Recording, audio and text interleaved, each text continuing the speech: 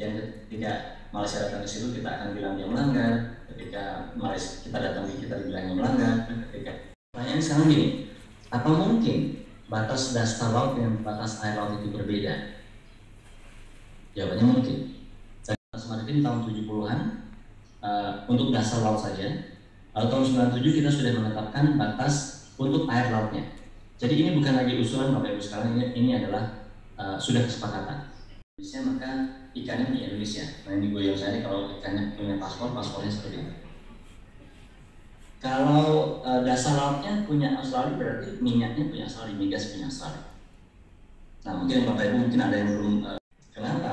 Karena teripang atau sea cucumber itu adalah resources atau sumber daya yang nempel di dasar laut. Karena dasar lautnya punya Australia maka dia milik Australia. Nah bayangkan sekarang nelayan kita datang ke situ, dia tahunya boleh memancing di situ karena tujuan utamanya ikan, tapi kalau tidak sengaja menangkap teripang maka bisa dianggap dia melanggar hukum internasional. Yang salah.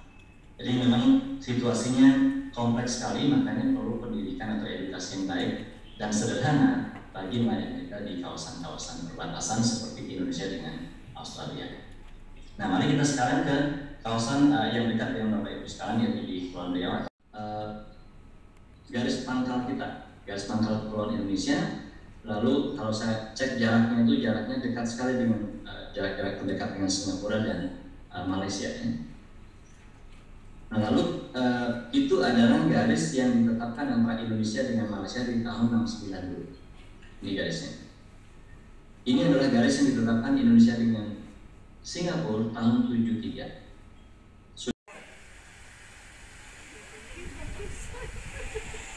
Foto aku berdua sama si Teddy.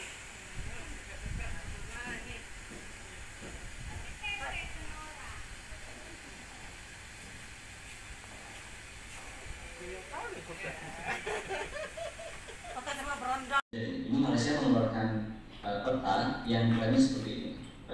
Nanti kita lihat apakah ini benar atau salah atau mungkin punya 79. Nah, ini adalah pulau-pulau yang disediakan oleh ketiga negara yaitu Casablanca, Middle Rocks, dan South Ledge. Nah, karena waktu ini belum jelas maka tidak bisa dibuat garis di sini oleh Indonesia dan Malaysia karena masih ada sengketa.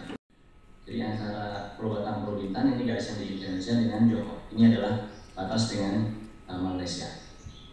Lalu pada tahun 2019 ini ada garis ditambah dari ujung barat oleh Kementerian Luar Negeri masing-masing.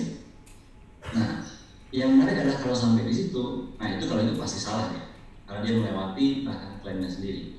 Apalagi ke perairan kepulauan kita pasti salah. Nah kita pun akan begitu kalau kita misalnya melewati ke arah situ, itu kita pasti salah. Makanya kita harus lihat salah ini salah yang mana.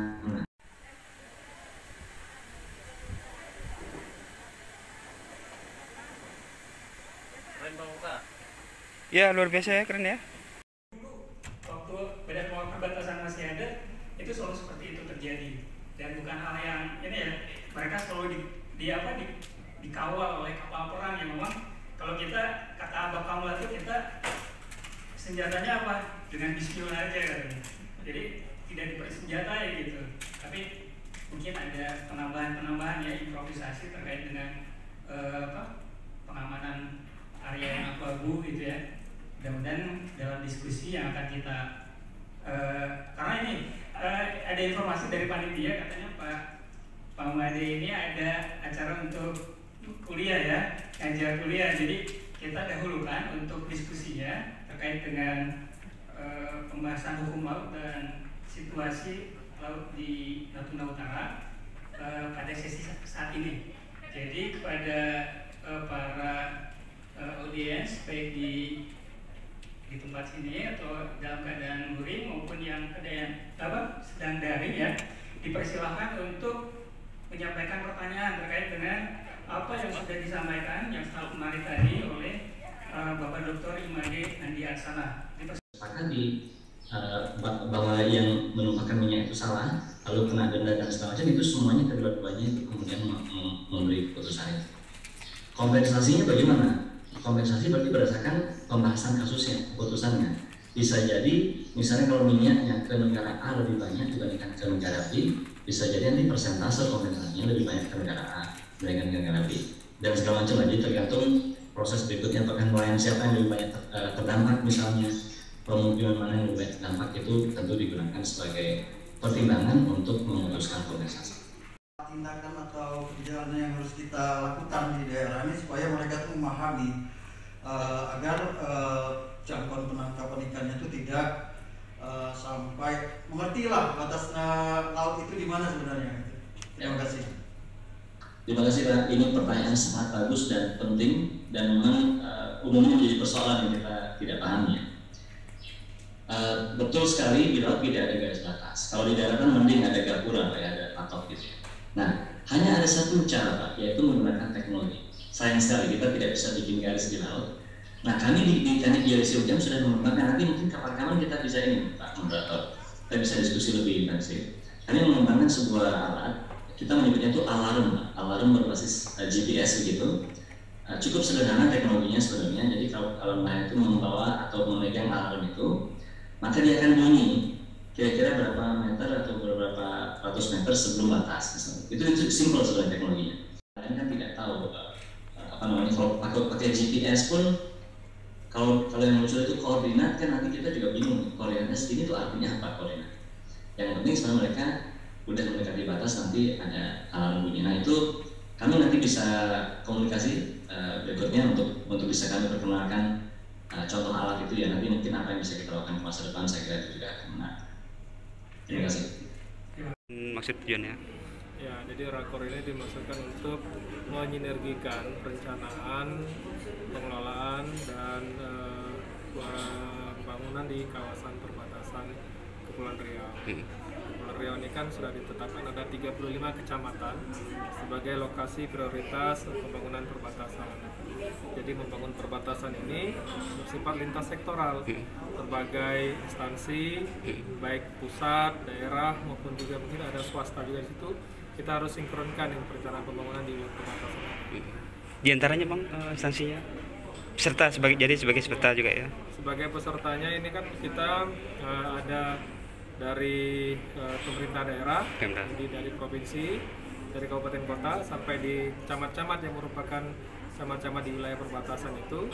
Ada juga instansi vertikal seperti dari Bakamla, Polda, kemudian Lantamal juga ikut di dalam kegiatan ini. Saya belum terlalu menguasai persoalan sebenarnya, tetapi menyangkut tapar batas itu kan ada batas-batas wilayah kedaulatan. Nah, kalau menyangkut hal-hal tersebut kan harus didudukkan secara bilateral dengan negara tetangga tadi. Kalau berdasarkan titik koordinat masing-masing wilayah, baik itu ZE maupun batas wilayah laut, sudah ada, sudah ditetapkan. Yang terjadi adalah di lapangan itu sering terjadi kesalahpahaman. Itu kan persoalan teknisnya, bagaimana pelaksanaan di lapangan. Nah, kelemahan kita memang kan kita tidak bisa mengawal nelayan kita. Artinya kita kan tidak bisa membatasi, dan nelayan kan tidak hampir mungkin, apakah karena navigasinya yang kurang ataukah karena pergerakan air laut yang terseret ke sana. Itu kan sulit ya. Ini kan harus ada kesepahaman antara kedua negara. Mana yang dimaksud dengan pelanggaran tapal batas, tidak.